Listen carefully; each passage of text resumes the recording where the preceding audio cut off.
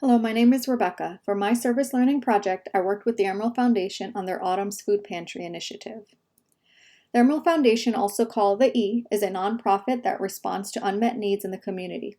Here are a few of their current initiatives: the Access to Opportunities After School program, Autumn's Food Pantry, Emerging Artists, Emerald Esports, Rise and Shine, and Sports Safety. The foundation is continually adapting and growing to better serve the community with a culture that promotes diversity, inclusion, and equity. I decided to work with Autumn's Pantry because of their unique approach to serving food insecure populations. They look at the whole person and acknowledge that individuals and families that need help come from all walks of life and all types of circumstances. As a nurse wellness coach, part of my own nursing philosophy involves empowering the whole person and helping to identify and meet needs that are not always apparent. Currently, food distribution is monthly at the pantry, and participants are asked to fill out a self-declaration of need form for data collection purposes from the Department of Agriculture. According to Healthy People 2020, food insecurity is the disruption of food intake or eating patterns because of lack of money and other resources. Food insecurity may be temporary or long-term. It also lies in a spectrum. Individuals may worry about their ability to obtain food or have to compromise in the variety of foods and making healthier food choices. They may resort to skipping meals or eating less than they should. In severe cases, individuals may go hungry. In Lancaster County, there is a 9% food insecure rate. 16% of children live in poverty, and 61% of residents are living below the SNAP or food stamp eligibility of 160% of the poverty rate. Autumn's Food Pantry helps to combat food insecurity by distributing food directly to recipients and providing health and wellness education and resources to address issues around health literacy that may impact eating and overall health. Healthcare professionals can help food insecure populations by intentionally addressing the social, political, economic, and cultural issues they may face. So what did I do, and what can we do as healthcare professionals to help? We can screen and identify clients at risk for food insecurity while they're in the healthcare setting. Many of us have heard of the hunger vital signs screening questions. We can provide referrals to local food pantries to connect them with other resources such as United Way, the Summer Food Service Program, and Meals on Wheels. During service learning, I created educational materials about nutrition and health. As healthcare professionals, we can provide nutritional education to clients based on their individualized need. Malnourishment is another issue that can partly be attributed to poor health literacy, and also neighborhood conditions may play a role. You may have heard the term food deserts, where convenience stores and small stores are more common than full supermarkets or groceries. Food prices are higher, less variety of foods, lower quality, and less nutritious foods. By providing education, we give people the tools they need to make better choices when options are limited. These conditions also present the issue of a lack of transportation options. We can provide clients with information such as bus routes or carpool options to food pantries.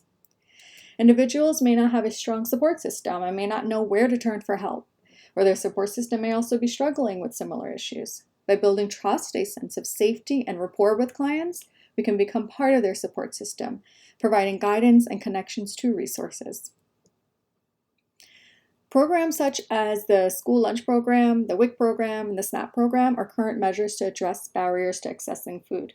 However, food insecurity is still a serious and growing issue. As healthcare professionals, we can help reverse the trajectory. Building awareness in the organizations in which we work or are affiliated with, within our college and other schools, we need to get the conversations going on an institutional level.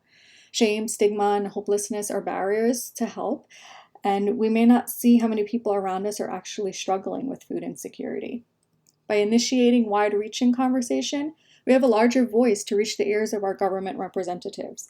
We can write to our congressmen, our senators, representatives about funding for initiatives that fight food insecurity and promote nutritional literacy. Policies that promote equitable access to food, including for those that are temporarily affected by food insecurity because they may not have access to existing programs in an emergency situation.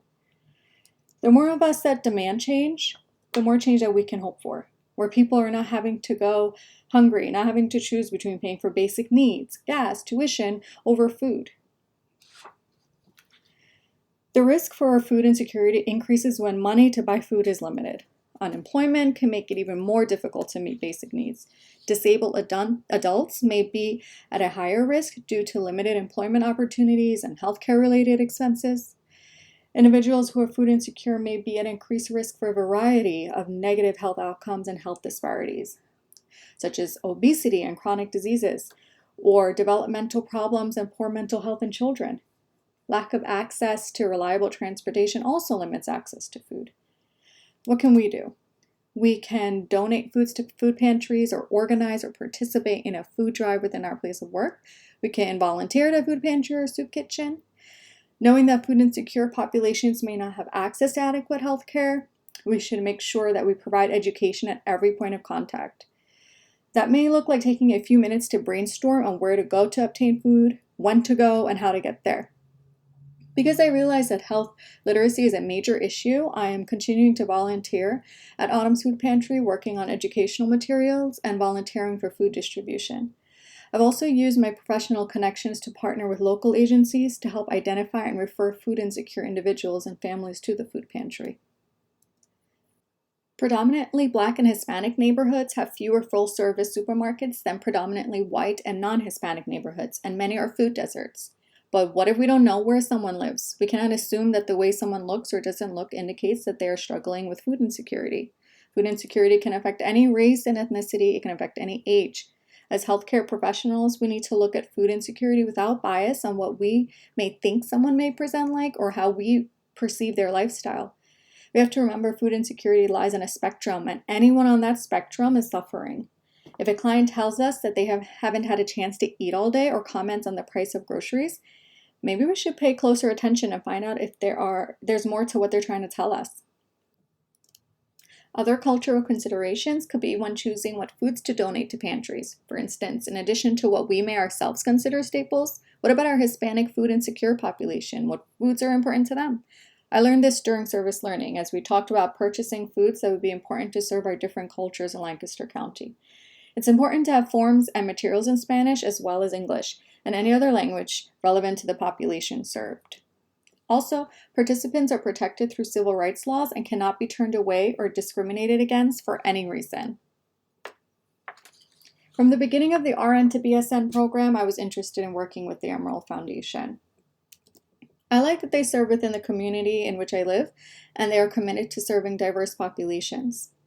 I initially planned my service learning project around the Rocksteady Boxing Initiative, which helps individuals with Parkinson's disease. However, the entire foundation closed down following pandemic restrictions last year. The foundation reopened this year, but Rocksteady Boxing did not. So not knowing what to expect, I called the foundation explaining the service learning project. Before I could finish, the buildings and operations director said I could really use help with Autumn's Food Pantry. We talked more about the pantry, food insecurity, and the community. We met in person to go over the service learning project and the opportunities to serve the food pantry. To fulfill the requirements for the project, we created a schedule for on-site service learning and kept our communication about service learning clear, open, and frequent. This included shared documents, emails, phone calls, and texts with the executive director, buildings and operations director, and the social media marketing and branding person. I kept notes each day to stay on track, whether it was outreach, training, connecting with food insecure populations, connecting with similar agencies, or providing education or food setup and distribution. There's nothing I would have changed about the service learning project. However, when I started, I didn't know exactly what to expect. After all, the way we socialize in the last year or so has changed, affecting the way we serve and interact with others. Pandemic measures, modified physical contact, are current considerations that were not there before. I learned that we must think out of the box to continue to effectively serve the population. We must look at avenues such as social media interaction, providing resources over the phone, making sure online postings are current and comprehensive, and going into the community to have an impact such as doctors' offices, schools, and other organizations to identify and serve those that may be struggling with food insecurity. Even the food distribution process has changed, and it's much quicker due to its change to drive-up service versus being indoors. We have to use the shorter time to identify other needs the individual may have, provide relevant resources, education and print materials, and build rapport. These are my 3 student objectives for the service learning project. I'll go over how I met each one. Objective 1. By the end of the service learning project, the learner will identify at least 3 populations most affected by food insecurity in Lancaster County. I was able to meet Objective 1 by attending a civil rights training hosted by the Central Pennsylvania Food Bank and Community Action Partnership, and from my own observations during the service learning project. The food insecure population can further be broken down into subpopulations. These include those living in poverty or just above the poverty line. This could also include the homeless population, single mother households, perhaps surviving on one income or with the burdens of barely affordable childcare costs and basic living expenses. And seniors, chronic illness, disability, healthcare costs, and reduction in income increase that risk. This number is growing, especially as the baby boomer generation ages. Other populations affected are households that may not qualify for federal nutrition programs such as food stamps, and populations affected by systemic racial injustice are also at higher risk. The populations listed are those with the highest food insecure rates. This is not to say that any other population is not at risk or does not face food insecurity. Objective 2. By the end of the service learning project, the student will develop an educational piece on basic nutrition and healthy eating for recipients of food pantry services. To meet Objective 2, I developed nutritional resources to be used by the foundation on their social media accounts and for print distribution to food recipients. I tried to assess the needs of the population before coming up with ideas. I utilized my Plate website, my ATI nutrition book, and the National Institute of Health website. Here are a few. The first is the Eat Healthy, Be Healthy campaign, which will be updated with new tips periodically. Next is the 12-week vitamin series. And the last is a draft that will accompany advertisement for the food pantry announcement at the end of this month. Objective 3. By the end of the service learning project, the learner will be able to identify 3 additional community resources for those with food insecurity in Lancaster County. The civil rights training I attended was helpful in identifying local resources and providing guidance on where to find more. There are a lot of local resources, but I tried to narrow it down to ones that would be easiest for participants of Autumn's Food Pantry. United Way is a great organization that connects people to other types of resources too. Both of the church food banks are in close proximity of the Emerald Foundation. Participants were grateful for these resources because the churches were so close by. I think my service learning project had a positive impact on the food insecure population served by the pantry and hopefully further into the community. With my interactions, I hope people felt respected, seen, and cared for. I was able to provide education on nutrition, so I hope that they feel a little more empowered and it will have positive long-term impacts on their health. I also provided information to connect with other local places that they can receive food on different days than Autumn's Pantry. I connected with other agencies to help identify and connect more individuals to the pantry, some that do not qualify for government food assistance, but worry about their ability to obtain enough food. And finally, by helping to distribute food, I was able to provide a basic need, food, to those in my own community who are struggling with food insecurity and possibly hunger. The service learning project impacted me personally. It's important for me to serve in my own community, to give back in a meaningful way. I didn't realize how many people were dealing with food insecurity in my own backyard, so to speak. The experience made me see different sides, that help is available and that stereotypes and bias exist. Moving forward, I will check my own society-imposed stereotypes and push them aside. Many of us may be just a few circumstances away from a crisis like food insecurity. The service learning experience was humbling and rewarding to be able to do meaningful and purposeful work. And because I've decided to continue with the foundation in a volunteer capacity, I will see the fruits of my labor with the population I interact with. Professionally, the service learning project has impacted my nursing practice. I feel better equipped to screen and assist clients that may be suffering with food insecurity. Currently, in my role as a nurse wellness coach in direct primary care, I develop educational material to distribute to clients. By working with the social media team at the foundation, I learn new tips on developing content, such as navigating creative platforms better and favorable aesthetics for each type of material, whether printed, for e-distribution, or for social media platforms.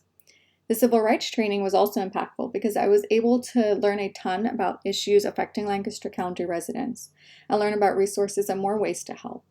As a nurse, I think this helped me grow because I was able to use my platform as a healthcare professional to impact my community.